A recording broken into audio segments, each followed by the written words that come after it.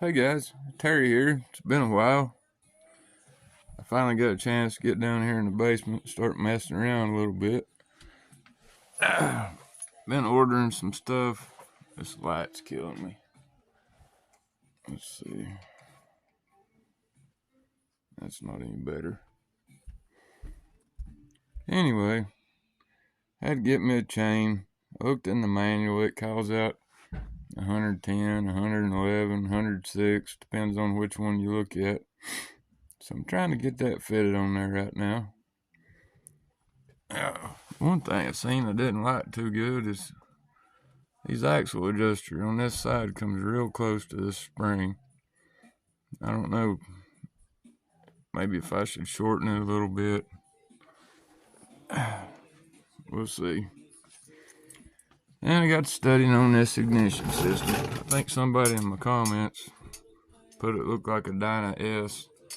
Well, it is in fact a Dyna S, and it has the dual pickups. So since it's got the dual pickups, you have to use the dual single fire coils with it. Here we go. I know how it wires up and everything. I got all the instructions on it. Not very good filming here, sorry. Trouble is, I don't know where in the hell I'm gonna mount this monstrosity and where he had it mounted before if I use this. Sorry for the crappy camera work. I'm sure it's a good ignition system, but I think I may just go back with points. I'm not sure that these are any good, but here's your standard ignition system. It's a dual fire ignition. I probably won't use this. Let's see. Got my choke mechanism ordered. Of course, it's loose. Finding parts for these old Ken carburetors is kind of hard. It's supposed to have a bracket here that this choke rod goes to. And also we've discussed about this Thunderjet. I'm not so sure about that, so I ran into a deal on eBay. And I may be wasting my time with this Ken carburetor, but my thoughts are that's what came on it. I'm going to try to make it work. What do you guys suggest? I thought about a Mikuni. I don't know if it'll clear the... Oops. I don't know if it'll clear the stock tanks. S&S, honestly, is just a little bit out of my price range, you know. But yeah, as far as the ignition goes, I'm thinking that, you know, this is a kickstart bike. Should I put regular points back in it? Would that be better on a kickstart bike? I don't know. Also, as you can see, I don't have the oil tank cleaned up, but I've got it hanging in there. And I got some oil lines bought. I got to get some clamps. I'm not real crazy about the worm drive clamps. I found some pretty neat clamps. They're called high pressure clamps. You can kind of see how they work right there. They're not like your worm drive clamp. I think that's what I'm going to use. Anyway, one thing at a time. Hadn't had a lot of time to do stuff, as you know. And it's been a little cold to be outside cleaning parts and stuff. So I also dug around in my stuff.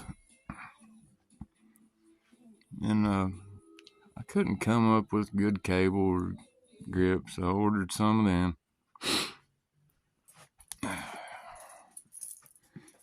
Got the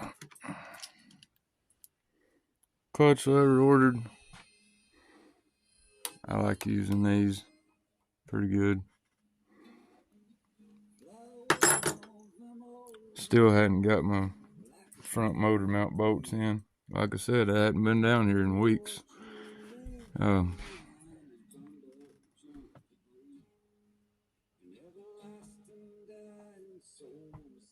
maybe one of these days we'll get it together. At this point, need to get this oil tank hooked up. Oh yeah, I got some oil ordered as well. It's hard to find 60 weight oil around here. It really needs cleaning up pretty bad, painting. But I'll have to get my ignition system straightened out, my oil tank hooked up, and carburetor straightened out. See if this thing's actually going to run. So that's pretty much where I'm at for now. I'll get back with you guys in a little bit. Alright, here we are back, guys. Got the chain cut, put on. There's something a little disconcerting about it. I don't know if you can get a good shot. It seems to be running close to the center, but it gets to one spot and it's got a tight spot in it. I don't know. May have to do a little adjusting on the back wheel or something. Maybe it's cocked a hair. But there's that. That wasn't too bad. At least now I can check the transmission, turn the motor, get it to top dead center, and you know, all that good stuff. So, be back with you in a little bit. Alright guys, while I was working on getting the chain on, went up to the mailbox and got another package. Let's check it out.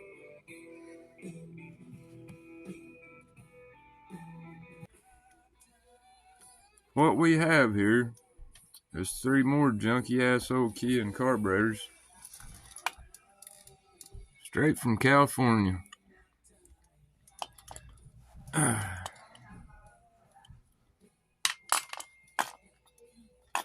This one looks pretty good.